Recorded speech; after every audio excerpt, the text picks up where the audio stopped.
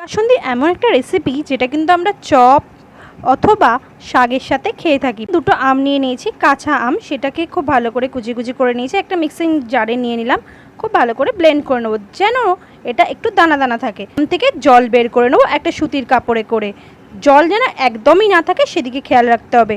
একটা বাড়িতে নিয়ে নিলাম সেই আমটা, খুব ঝুরঝুরে হয়ে গেছে। দেখো একটা পেস্ট বানিয়ে নেবো, সাদা সর্ষে, কালো সর্ষে, সামান্য পরিমাণ নুন দিয়ে দেবো আমটার মধ্যে।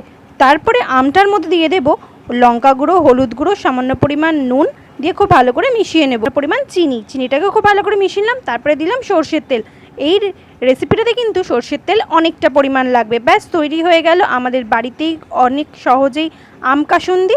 এরপর আর কি, রোদে রাখার কোনো ঝামেলা নেই, এমনি চপের সাথে এনজয় করা যাবে এই আম কাসুন্দি।